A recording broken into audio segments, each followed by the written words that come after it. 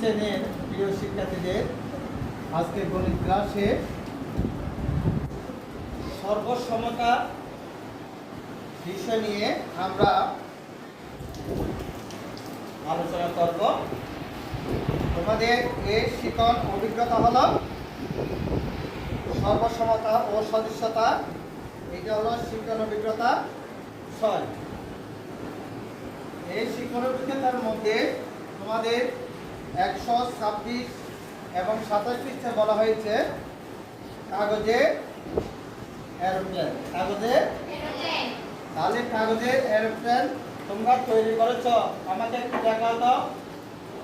তোমরা দেখাও তো কাগজের এরোপ্লেন তৈরি করেছো, দেখো সবাই, একটু সবাই তোমরা তৈরি করছো, দেখো একটু।